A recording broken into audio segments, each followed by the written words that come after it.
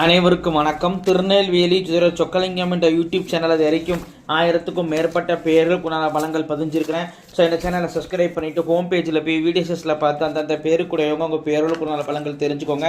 குறிப்பாக அந்த சேர்மலிங்கம் அப்படிங்கிற பேருடையவங்க உங்கள் குடும்பத்திலையோ சொந்தக்காரங்களையோ நட்பு வட்டாரத்தில் இருந்தாங்கன்னா அவங்களுக்கு நம்ம வீடியோ லிங்கை தயவு செஞ்சு ஷேர் பண்ணுங்கள்.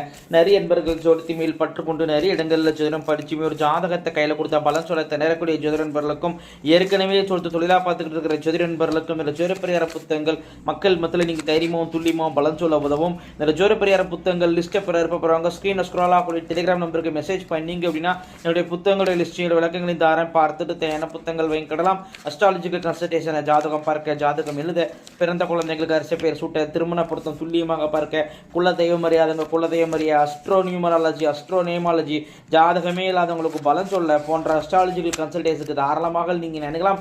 குறைந்த ஒரு தட்சணையில் தரமான ஆலோசனைகள் வழங்கப்படும். நேரில் வரணுங்கிற அவசியம் கிடையாதுங்க, ஃபோன்லேயே பலன் சொல்லிடுவேன். சரிங்க, இன்னைக்கு பதிவுக்குள்ளே போவோம். சேர்மலிங்கம் என்ற பேருக்கான 25 வகையான நேமாலஜி பலங்களை பார்ப்போம். ஃபர்ஸ்ட் பாயிண்ட், பூர்வீக தொட்டு மாறி இருப்பீங்க. ரெண்டாவது பாயிண்ட், பூர்வீக சொத்துக்கள்லாம் கை மாறி இருக்கும், அதெல்லாம் இருந்தும் அனுபவிக்க முடியாத சூழ்நிலைகள் இருக்கும். மூணாவது பாயிண்ட், அலைச்சல் விரும்பியா இருப்பீங்க. நாலாவது பாயிண்ட், கேஸ் ட்ரபிள் பிரச்சனை உண்டு. அஞ்சாவது பாயிண்ட், ட்ரஸ்ட்டு பொது சேவையிலலாம் உங்களுக்கு ஆர்வம் ஈடுபாடு அதிகமாக இருக்கும். ஆறாவது பாயிண்ட், படிக்கிற காலத்தில் படிப்பில் தடையை சந்திச்சிருப்பீங்க, அது அரியரை போட்டு தான் படிச்சிருப்பீங்க. ஏழாவது பாயிண்ட்டு, வரட்டு பிடிவாத குணம் உண்டுங்க. எட்டாவது பாயிண்ட்டு, ஒரு கிலோடு அதிகமாக இருக்கும் உங்கள்கிட்ட. ஒன்பதாவது பாயிண்ட்டு, முட்டை பிரியராக இருப்பீங்க, முட்டை ஐட்டம்ஸ்லாம் ரொம்ப விரும்பி சாப்பிடுவீங்க. பத்தாவது பாயிண்ட்டு, அழகான மனைவி அமைவாங்க. 11வது பாயிண்ட்டு, ஆண் குழந்தை நினைச்ச மனக்கவலை இருக்கும். ஒரு ஆண் வாரிசு இல்லைங்கிற கவலையோ, ஆண் வாரிசு நம்ம கட்டுப்பட மாட்டேங்கிற கவலையோ, அல்லது ஆண் வாரிசுடைய ஃபியூச்சர் நினைச்ச கவலையோ உங்களுக்கு இருந்துகிட்டு இருக்கும். 12வது பாயிண்ட்டு, உங்கள் வீடு எங்கே அமைஞ்சாலும் வீட்டுக்கு பக்கத்தில் கோவிலோ சர்ச்சோ மசூதியோ ஒரு வழிபாட்டு ஸ்தலம் கண்டிப்பாக இருக்கும். 13வது பாயிண்ட்டு, திருமணம் தாமதமாக இல்லைன்னா திருமண வாழ்க்கையிலேயே திருப்தி இல்லாத சூழ்நிலைகள் இருக்கும், ஏன் திருமணம் ஆச்சுங்கிற மாதிரியே ஒரு சூழ்நிலைகள் இருக்கும். 14வது பாயிண்ட், தூக்க பிரியராக இருப்பீங்க.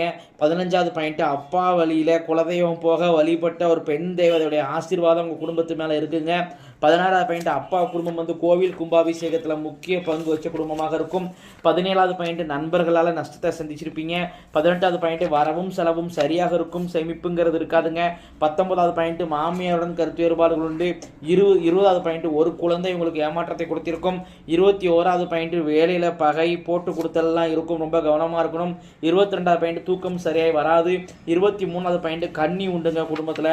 கன்னின்னு சொன்னால் குறைஞ்ச வயசில் இறந்து போன பெண் குழந்தையை தான் கண்ணின்னு சொல்லுவோம். உங்களுக்கோ உங்கள் அப்பா அம்மாவுக்கோ உங்கள் கூட பிறந்தவங்களுக்கோ ஏதாவது ஒரு பெண் குழந்தை வந்து பிறந்து 2 நாளில் இறந்து போனாலும் அது கன்னி தான், அது அவசியம் வழிபடணும். பிறண்டு 2 நிமிஷத்தில் இறந்து போனாலும் அது கன்னி தான், அது அவசியம் வழிபடணும். கன்னி தெய்வ வழிபாட்டு முறைகள் அப்படிங்கிற புத்தகமே போட்டிருக்கிறேன். இதோட டெலிகிராம் ஆப்புக்கு தொடர்பு கொண்டு அந்த புத்தகத்தை வாங்கி அதன்படி கன்னி வழிபாடு செஞ்சுக்கோங்க.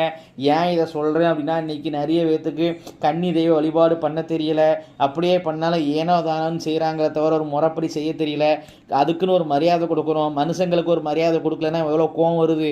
அப்போ தெய்வங்களுக்கு மரியாதை கொடுக்கலன்னா அவங்க நம்மளை விட பல மடங்கு எப்படி கோவம் வரும். அதேமாதிரி கன்னி தெய்வதையை முறைப்படி வழிபாடு செய்யணும். அதுக்கு தான் அந்த புத்தகமே போட்டிருக்கிறேன். 25வது பாயிண்ட், உங்களுடைய ஆத்மார்த்தமான தெய்வம் முன் ஜென்மத்தில் நீங்கள் வேண்டி விரும்பி வழிபட்ட தெய்வம். 24வது பாயிண்ட், வெளிநாடு வெளிமொழியில் செல்லக்கூடிய யோகம் உண்டு. 25வது பாயிண்ட், உங்களுடைய ஆத்மார்த்தமான தெய்வம் வந்து சிவபெருமான் தாங்க. இத்துடன் சேர்மலிங்கம் என்ற பேருக்கான 25 வகையான நேமாலஜி பலன்கள் முடிவடைகிறன. உங்கள் பேரை வச்சே 25 பலன் சொல்கிறேன் அப்படின்னா ஜாதகத்தை வச்சு நான் அதிகமாகவும் எவ்வளோ துல்லியமாகவும் சொல்லுவேன் அப்படிங்கிறத யோசிச்சு பாருங்க நண்பர்களே. ஸோ ஒரு முறை அஸ்ட்ராலஜிக்கல் கன்சல்டேஷனுக்கு வாங்க. நன்றி நேயர்களே, நன்றி, வணக்கம்.